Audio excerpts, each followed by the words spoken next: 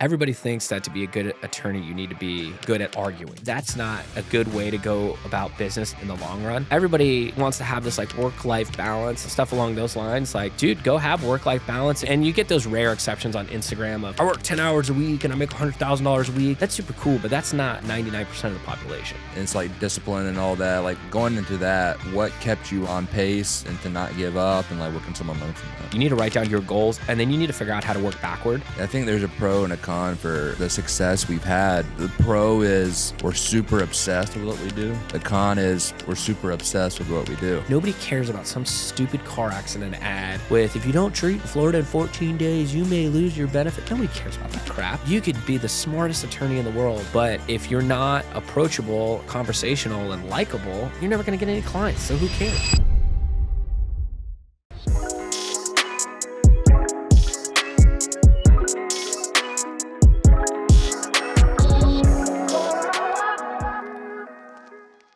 What's up, you guys? Welcome to another episode of Successful DNA. I'm here with my friend Kevin Sullivan. Thank you for coming, my friend. Yeah, man. Thanks for having me. I really appreciate it. All the way from Brandon, just across from Tampa. How's the drive over this morning? It wasn't too bad because it's spring break. Yep. So it's not too bad. But, you know, in my business, bad traffic is good traffic, I guess, for lack of better terms. Yeah. So we want everybody to be safe. But, you know, if there's crazy traffic, it benefits us a little bit. Cool. I want to start off with a bang. Before we get there, 30 minutes of who you are, what you do, and, kind of how you got here. Yeah, so I started with a 30. You want 30 minutes of that or 30 seconds? 30 I was like, seconds. well, No, I mean, right. I could talk 30 about minutes myself. is a long time. I could make 30 it work. seconds. Yeah, so I grew up in Apollo Beach, Florida. I ended up going to St. Leo University for undergrad. I went to Ave Maria for a law school, which is a small law school in Naples, Florida. Had a great time. Started with a small firm in Pasco County. Was there for 18 months, learned a lot, ended up getting poached by a larger firm in St. Petersburg, had a great experience there. And then finally the firm that I'm at now, where I'm a shareholder and a partner, Levin Law, I was actually an intern there when I finished college. So there were some law changes that were occurring. We ended up talking and they were like, you should just come over. And I'm like, I don't know, I love where I'm at, but this is, at the same time, a really great opportunity. That was about 18 months ago. And it's been absolutely fantastic. Everybody's like, and I say this lovingly, like 15 years older than me, with all my law partners, which is really cool because I get the benefit of their experience. I'm 33. Okay. So yeah, the youngest one is like 46 or 47. So I get the benefit of their experience, which is really cool, not only like professionally, but personally as well, as far as, raising kids and dealing with life. And so that's been really eye-opening and wonderful as well. But on a personal note, I used to skateboard. I don't as much anymore because obviously it's a little sketchy out there.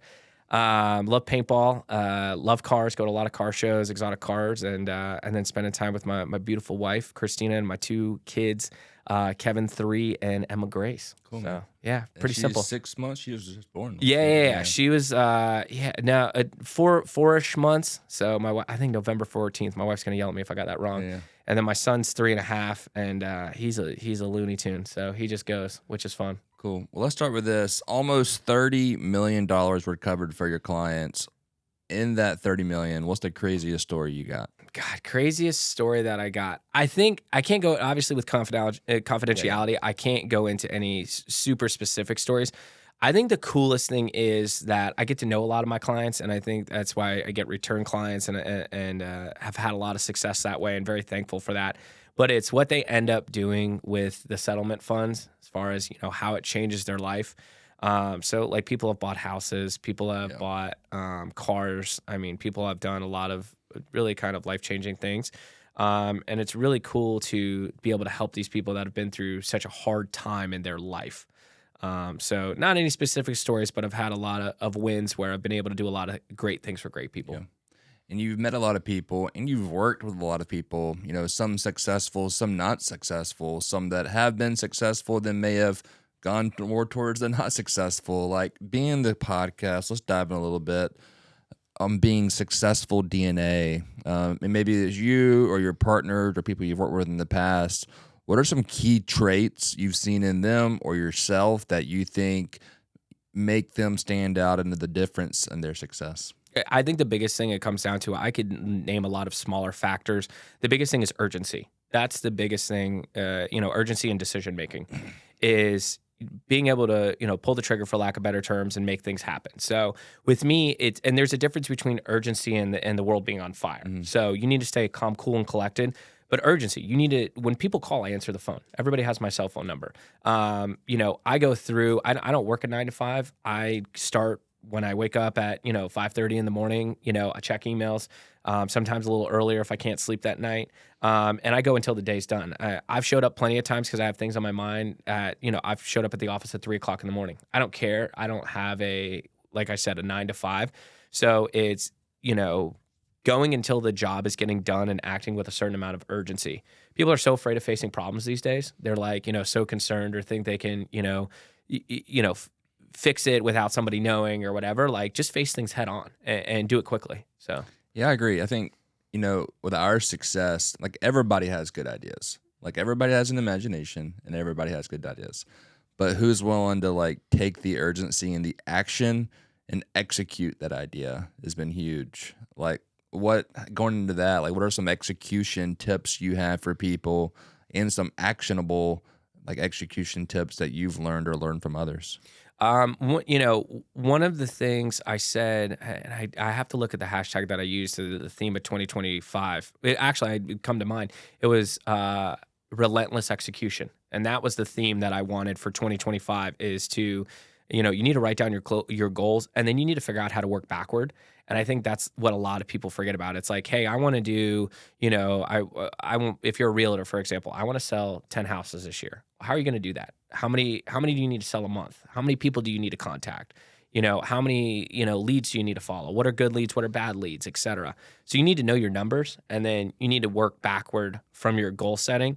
And then again, you don't stop until the job gets done. A lot of people are like, oh, I'm tired, or, I need to, go on this vacation, or I need to do, and this FOMO is still going around, and you're only young once. I don't believe in any of that crap. Mm-hmm. Like, you work hard, you play hard, and, I could be in whatever city I want in whatever day. I don't care. And if I'm, we're big Disney people. If I'm in the middle of Disney, I take phone calls. Yeah. I don't care. I've done it plenty of times. Yeah. Going through Space Mountain. Yeah. Hey, 1 second. 1 second. Yeah. Let me call you back in like 2 seconds. I'm in, and I don't have any problem, sharing that with my clients. Like, hey, I'm at Disney with the family right now. Like, what's up? And it's like, hey, I just had this quick question. No problem. Okay, give me a second. Let me, put the little one down in the stroller, and I'm happy to help you. And everybody wants to have this like work-life balance and stuff like, stuff along those lines. Like, dude, go have work-life balance and go make, you're probably not going to be living your dream. And you get those rare exceptions on Instagram of, I work 10 hours a week and I make $100,000 a week. And like, that's super cool, but that's not 99% of the population. What's your favorite ride at Disney? Probably the Seven Dwarfs ride. I like that one a lot. Dude, I like the new Tron. Tron's sick. Dude. Yeah. Tron's sick. I've been one time in the past 20 years. Went a lot when I was a kid. But I rode Tron. That Tron was sick. Guardians of the Galaxy is really good too. I mean, there's so many. It's just we're lucky we have season passes or year passes or whatever. We'll like go walk around and have lunch. From Brandon, that's what, less than an hour. 45 minutes. Traffic, right? If we here right? 45 minutes to 45 hours, depending on Yeah. Well, I mean, we kind of timed it right. We'll get there like 8:00 in the morning. Go walk around, grab a coffee, hit 1 or 2 rides, grab lunch, come back. So we kind of skip through everything. Cool. I like what you said. Kind of like working like back to front. And I'm actually a big believer in that. Like with our business, we run out of ads to garner leads, and so it's a cost per lead math, it's a lead per close math, and the stats it takes to get there. We close about 30 to 45 clients a month, from that funnel of business, and then it's like, all right, how many leads do we need to create 45? How much money does that mean we need to spend? So I like that. What are you doing for your business that's in that type of ball game? Like, what's your future goals, and then how are you going to get there? So the big goal is to sign 100 clients a month. We do about 30 to 50 at this point. And with that, it's, a lot of my success and the business's success comes from scaling with people. Because obviously that's 1,200 cases a year, and I can't solely run 1,200 cases a year. So it's about hiring a good team, and then, which we have a great foundation, and we're doing wonderful, continuing to plug in the right people, and then scaling, I would say efficiently is the best way to do it, not biting off more than you can chew. But yeah, it's kind of looking at the holistic picture rather than, and I think that's what a lot of people forget about, especially in my world. It's like, okay, I'm going to go put up, 20 billboards. And it's like, and I'm going to spend $100,000 this month on 20 billboards, and everybody's going to call me. And you probably will get a lot of calls. Okay, how many of those calls are actual accident cases? Okay, do you have people to answer the phone? Do you have people to work the cases? Do you have attorneys on staff? Do you have all these different metrics or evaluations that you're making? Then, if we have to file lawsuits in the cases, are you putting up the costs? I spend anywhere from, $2,000 to $20,000 on per case. If it goes to trial, meaning we go in front of a judge and there's a jury and the whole thing you see on TV, that costs me anywhere from $50,000 to $150,000. So I have to be able to calculate not only, okay, what's my inflow, and then how many cases are closing out, how many cases are settling, what stage are they settling? Why does it cost so much to get in front of a judge? Hiring experts is a big part of it. So, I mean, you got to have people that are, doctors that are testifying to injuries, billing experts that are testifying to the validity of the medical bills. And the client has to pay for that? It comes out of the settlement. We put up the cost, so. Gotcha. Yeah. So, so you front it. Yeah. So, I mean, if you lose, I lose. you lose. Yeah. So you got to know what you're doing. I mean, I would say conservatively right now, my firm probably has $1 million on the street in case costs. So just like out there in, personal injury land. And I mean, that increases every month. If I have to go hire a biomechanical engineer to tell me how the accident happened, because I can't testify to that. The client can't testify to that. Yeah. And talk about causation, which is meaning how the accident happened in relation to the injuries that occurred. To pay that guy to testify is anywhere from $25,000 to $50,000. Yeah, so it's a fun ride. I like what you were talking about in terms of hiring. I'm a big believer. I love our hiring process. Like, we're closing in. We're probably right at the 100 employee mark right now, and our growth has been crazy. So we'll probably have to scale that to 200 people by the end of this year. Like, when you hire, what are some things you look for? Whether it's a listener that's an entrepreneur, like what more things they can look for in hiring, or a listener that's trying to get a job, what can they do to stand out? Kind of what are some things you look for? So we have a third-party consultant that puts out the ads and does the initial interview. So just kind of make sure, initial vet, that are, serious candidates from not so serious candidates. So they do the initial vet. Then it goes over to me and my partners. We'll do a second interview, basically go through, hey, is this person a good fit? Will they fit the culture? Do they have the mechanics to do the job and the experience, understanding, and wherewithal? Then the third interview is the culture interview. And that is where they meet with the people that are working in their department that have been there. And then, basically we verify that they're going to be a good fit within the culture. So, and that's personal basis, as far as, what each person is interested in. But we kind of see, hey, will they be a good fit? Do they, are they going to work as a good team member? Are they going to be supportive, et cetera, et cetera? So that's kind of the 3-part interview that we do. And I think that's very important because it's very expensive to hire the people that we hire, that are very capable people. And these cases take a long time to get a return on, the settlements and things. So we got to be picky and make sure the right fit. We don't really have a lot of time for downtime. When you got $1 million on the streets, you gotta yeah. And that's just case costs. That's not payroll. That's not infrastructure costs. That's not marketing costs. So I mean, that's just like out there to keep the cases going. One thing I saw on your Instagram, like you and I kind of both believe that kind of health is wealth. Correct. Especially maybe in 2025, you really put in a lot of work into that.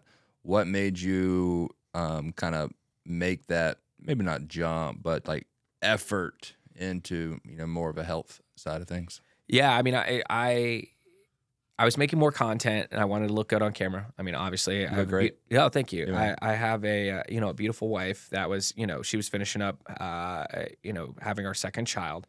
So I wanted to obviously eventually we weren't going to be able to eat cheeseburgers every night. So I wanted to get healthy for her and our kids. And then I was just a personal challenge of, just tired of looking like, not my best. And I'm like, I drive amazing cars. I'm very fortunate and, have a beautiful home and all this stuff. And then I like look like a fatty on camera, or look like a fatty, in pictures and stuff. And I'm like, that's not good. 30 pounds so far or more? Yeah, 30 pounds. Yeah. So it'll be like, if once I hit my goal, it'll be like, I think almost 35 pounds, a little north of that. So I got like 7 pounds left.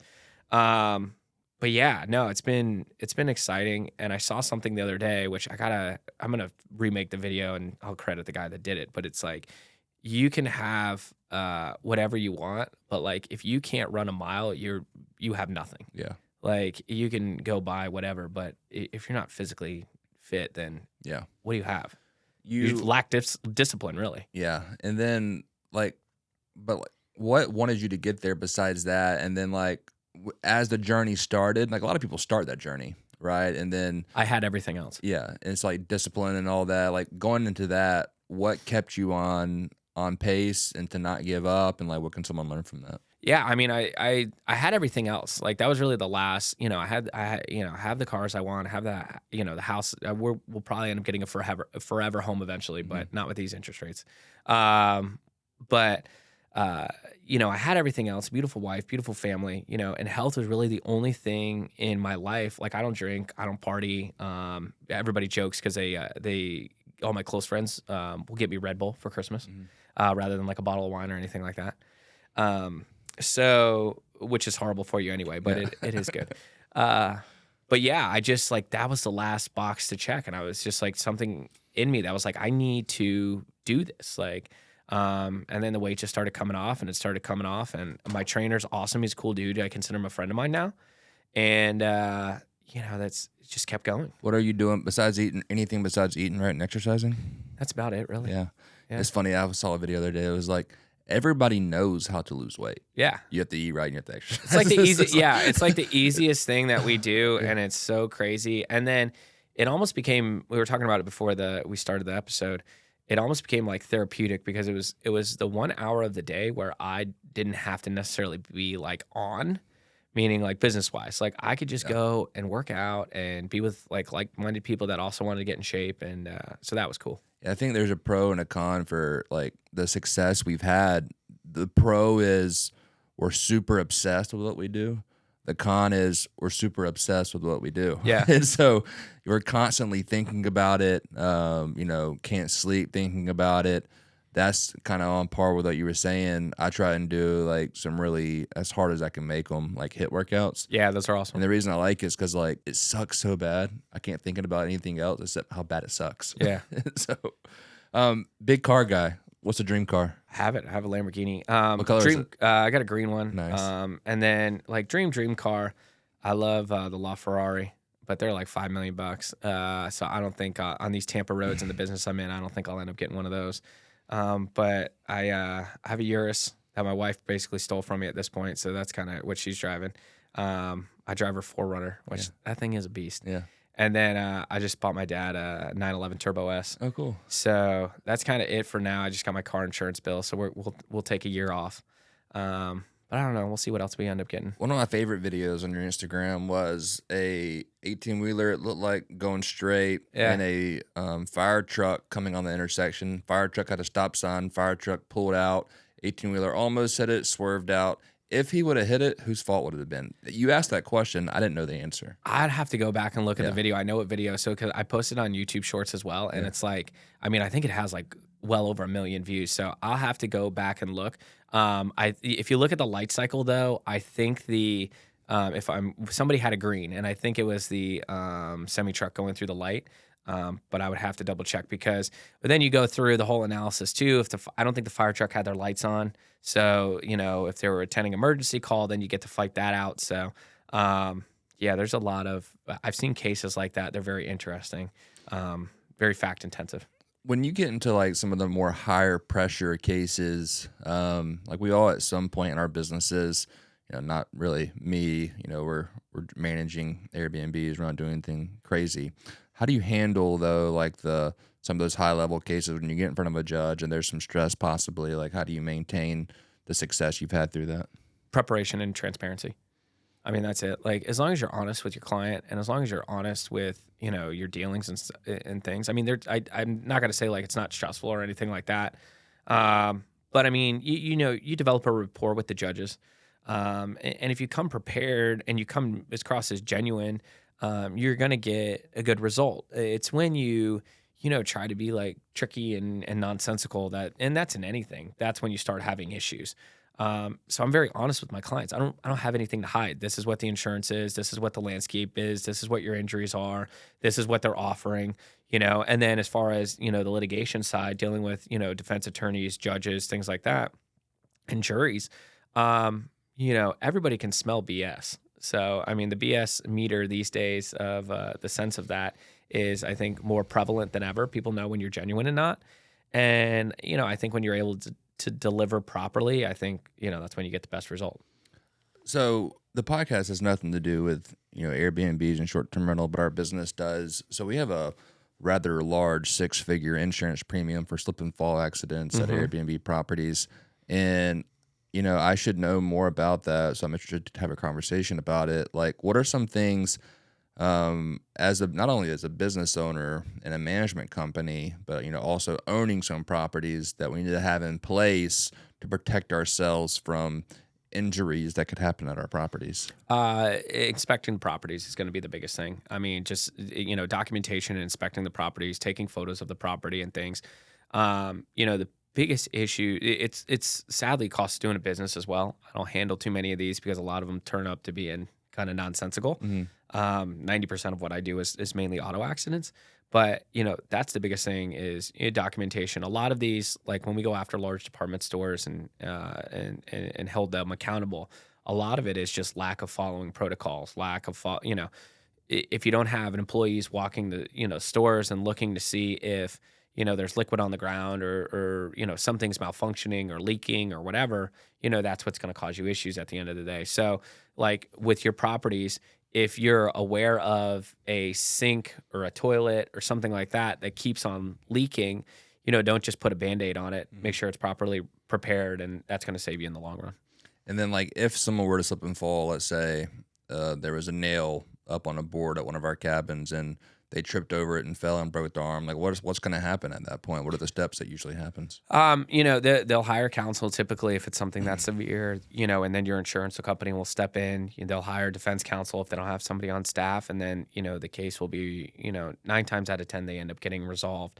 There's depositions and discovery goes through the fact finding. So maybe that individual, you go through deposition. It's like, well, I saw that nail 3 times, and the 4th time I fell on it. It's like, well, you knew it was there. Like, so the other thing is when we have like neck and back injuries, it's like, well, I had a car accident 6 months ago. It's like, okay, so then how are you saying that the slip and fall, caused this? What do the MRI say? What is the doctor testifying to? What is the defense expert testifying to? So it goes into a much deeper analysis.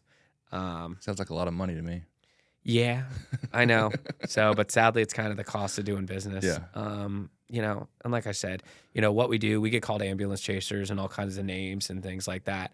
A lot of times if the insurance company's paid out these claims properly in the first place, then we wouldn't be involved. So you and I are both believers in, building a personal brand. You've put a lot of work into that, especially lately, and have a strong personal brand. Like, how important is not only branding for attorneys, but also just like professionals in general? I mean, I think it's everything. I think it's huge. And,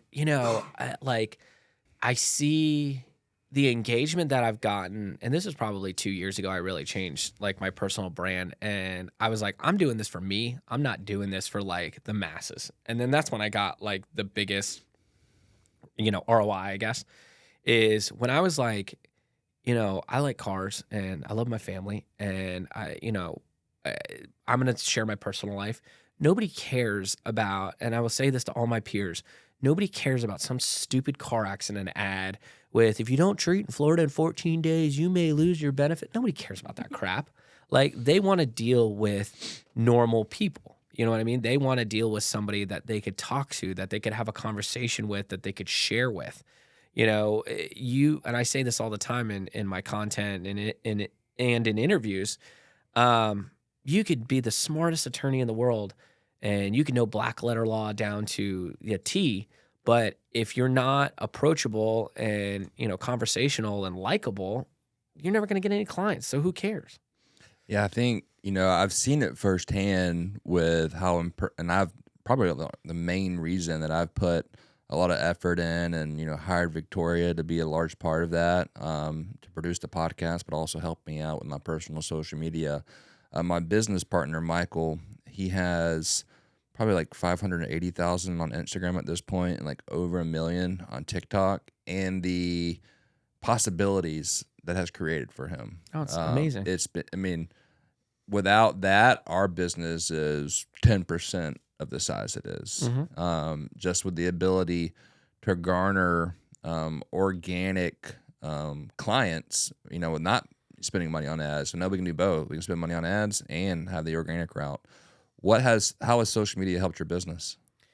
I've just been able to connect with more people. I mean, that's really, as cliche as that sounds, I think I've been able to, I connect with more people. And then like when clients call me, they usually they start looking at my social media is wide open. I don't have anything to hide. And it's like, oh, I saw your daughter, or I saw your son, or, oh, I saw you at this car show, or, this and that. And like, I think it just humanizes things. It's like, lawyers are put on this like such a significant pedestal of like unapproachability, where it's like, I'm very approachable, and I want to be approachable because that's how you gain clients. It's how you gain business. So I think approachable is being, not even in gaining business. We do a lot of Zoom calls and a lot of Zoom like sales. And I hear it all the time. Like our sales process is one, the discovery, figure out if we can help you or not in the first place. Then if we do think we can help you, hey, here's how we can help you. It's super, I get it all the time. Like, hey, we just appreciate how honest you are and how kind of laid back you are, not pushy at all. Here it is. Like if you want it, here it is. If you don't, like, it's okay. What are like some goals for you personally outside of anything weight loss or outside of, 100 clients a month, like anything big that you have as a goal? Just I kind of have everything I want, man. Like it's just like keep getting better every day. I've had a lot of, wouldn't call it luck, but I've had a lot of opportunity very early on in life, and I've done everything that I've wanted to do. So it's just like I said, just getting better every day. Like a lot of people are, they'll put a number on it and be like, I want to make $100,000 a month, or I want to make $1 million a year, or I want to do this, or I want to do that. And, I think they just lose focus of like the bigger picture of like, hey, I just want to keep getting better. Like money to me is a way of keeping score. I could care less.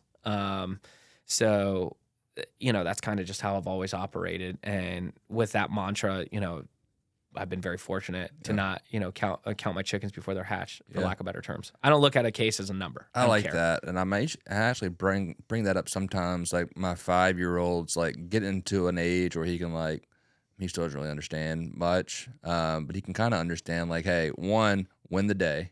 Yeah. All right. We can't worry about the next 10 years. All we can do is focus on today. 2, best is the expectation. Like, buddy, I don't care what you do, how you do it. I just want your best. So I think that's very important, even for us. Like, win the day and give our best. That's all I had I'll tell you this. I had 2 clients. I can't go into too much detail, but 2 clients that I just did very, very well on, and they were with a large firm that everybody may be familiar with. It's the same name, blank and blank. And they're good guys over there. I know a lot of those guys are good dudes. And they were like, listen, we didn't feel the personal experience. We heard about you. We want to go with you. So I just settled their cases, and they did very, very well, life-changing money. And they had I had a family member that got involved in an accident. The family member was ticketed for the accident. And I was like, you know what? I said, you guys took the chance on me. I'm going to take a chance on your family member. And, this again, we were talking about costs. These are costs out of our pocket. So we hired an expert. Expert went out, and basically the way that the police report said that the accident happened, it didn't happen that way. Mm-hmm. It was actually different. We ended up getting this individual north of 7 figures because we took a chance and we did the right thing by people. And that's, I can't do that in every instance. Yeah. You know what I mean? Who pays that $1 million or what? The insurance company. Okay. Yeah. So the other person's insurance company? Yeah, other person's insurance company. Okay. But that's like, I had a lady that I settled her case for $10,000, treated her like gold. She had a friend. I ended up settling that case for $50,000. And then she had a friend. I ended up settling that friend's case for $130,000. And, that's when I said I don't care about money, I don't care. Like, people have made the comment, like, I know it's not a big case or anything like that. I'm like, I don't wake up every morning and be like, well, if this person calls and their case isn't this amount, I'm not taking it. Yeah.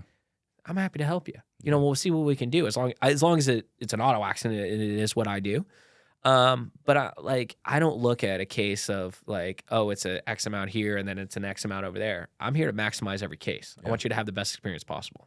In the personal injury, auto accident world, attorney world, like what's the common misconception about, that? I just answered a question on that. Recently, actually, somebody asked me, everybody thinks that to be a good attorney, you need to be good at arguing. Like, you need to be this vicious, aggressive, like, butthead. You know what I mean? And that's not a good way to go about business in the long run.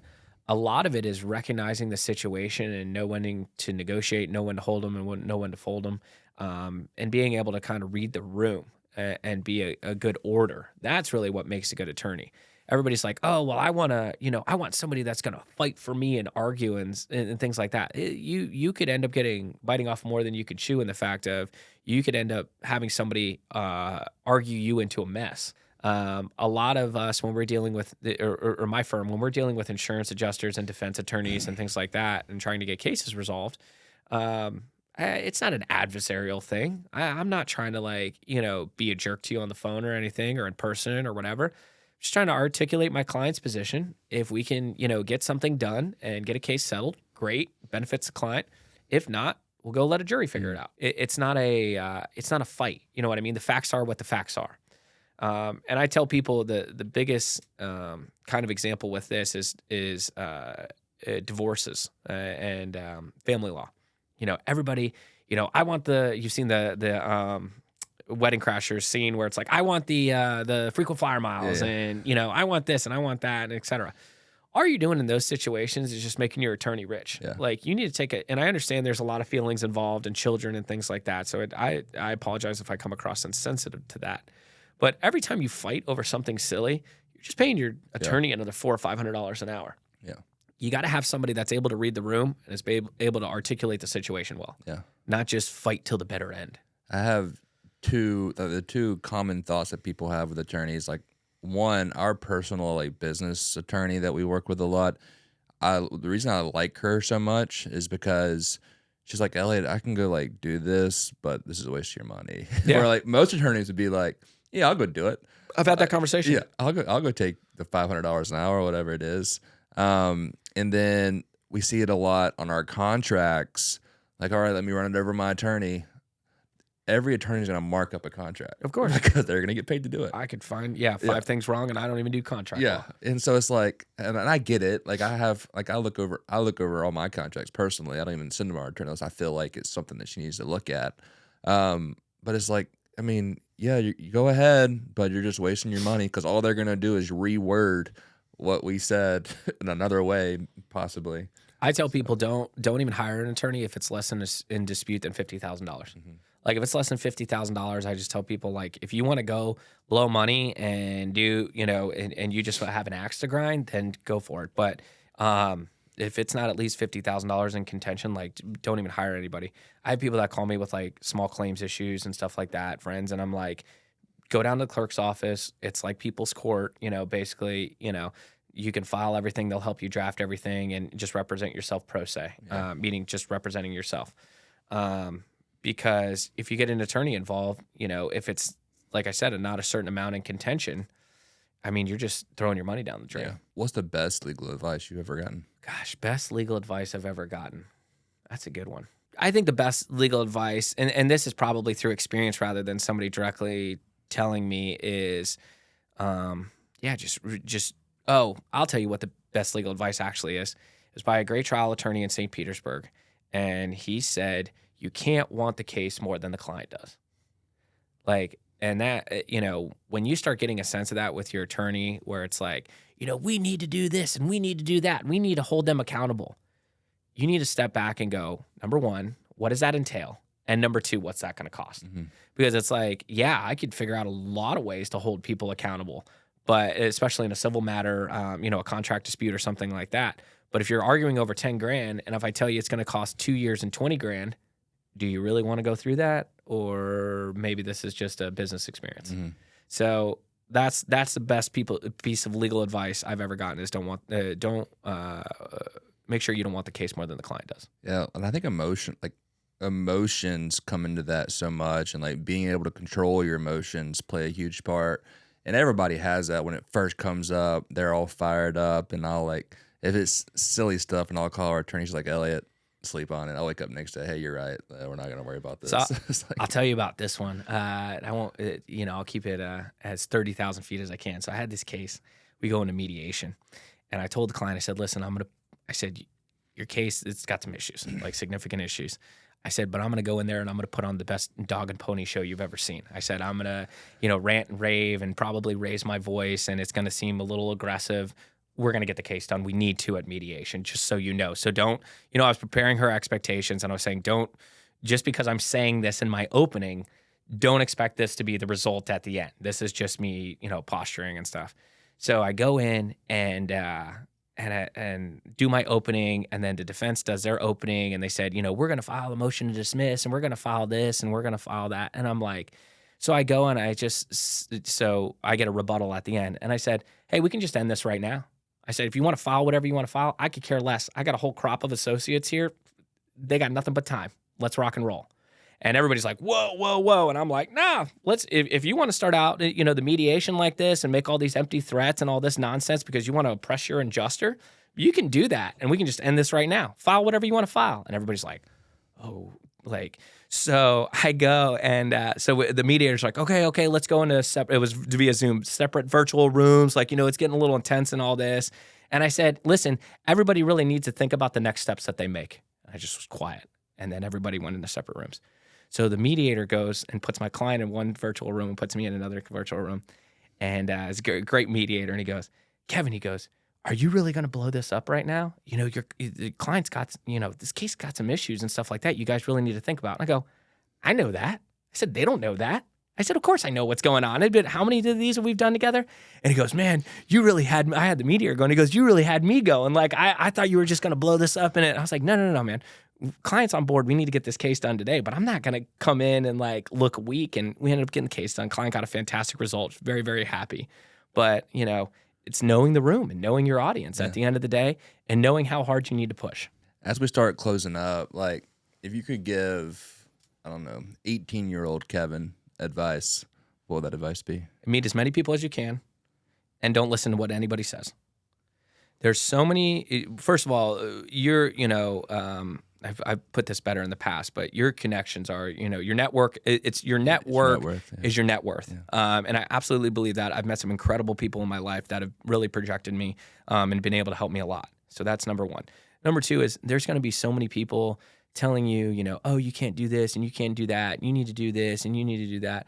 I'm 33 years old. I've collected over $30 million for clients. I've done over $10 million in attorney's fees at 33 years old. In one of the toughest markets, we got law firms spending $100 million a year on advertising. And now, granted, are they collecting more money than me? Absolutely. But when you look at the brass tacks and it's like you subtract those marketing costs and those employee costs and all those different things, it's like, okay, what's the differentiation there? Who's more profitable? Mm-hmm. Overall, if you look at the big number, yeah, they're going to be more profitable, but case by case basis, that might be a different story. So, everybody's going to have advice for you when you're young. It's like, you need to do this and you need to do that and you need to do this. And I tell people, and I'll say this as humbly as I can, a lot of people that are telling you advice, I don't see them with a Lamborghini. Yeah. You're telling me, and listen, I say that humbly because I'm happy to listen to anybody. But at the end of the day, it's like, I think, and shout out to the homie Vic Tipness, he said, don't take advice from people that are not where something along the lines of don't take advice from people that are not where you want to be. Yeah. So that's what I would say. You're going to have a lot of haters. What's more important, networking or personal brand, social media? Networking. 100%. You've done a lot there. What's some of the biggest things the people that listen local, what should they be doing? I would find as many free or low cost events as you can on social media, meaning the Tampa entrepreneurs do a great job. Shout out to those homies. There's Chamber of Commerce's that do lunches for $20 or $30. You should be making, but it's not just meeting people, making genuine connections with people, following up with them, letting them know what you do. when somebody gets in a car accident, I want them to think of me instantly. They're probably going to think of Morgan & Morgan, which is super okay, and I like those guys, but you should still call me. I'm just kidding. I'm going to get a cease and desist letter. I agree. It's okay. I'll deal with it. That's what lawyers are for, right? Yeah. But yeah, I want everybody to know that Kevin's the guy that's going to take care of me. If I get in an auto accident, he's going to do a great job for me, and I'm going to be able to get a hold of him. So, like, you need to, and everybody needs to know that. Personal brand is important. That's important to get out to the masses. But I think local presence is super, super important as well. Do you want to be bigger than same last name and same last name? No, not even close. Not even close. Why? I want to maintain, I want to maintain the personal touch, and I want to keep our case values high.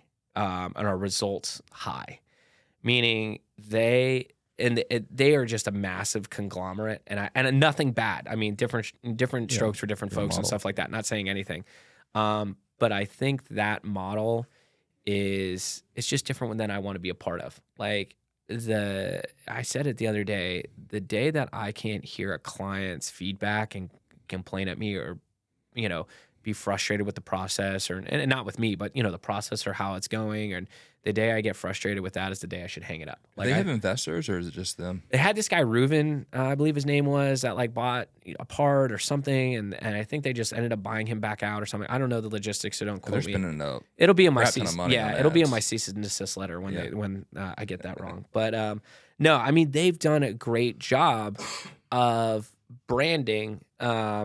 And just being on everybody's mind. The other thing that a lot of people don't understand that they've done a great job is they've still maintained a community vibe.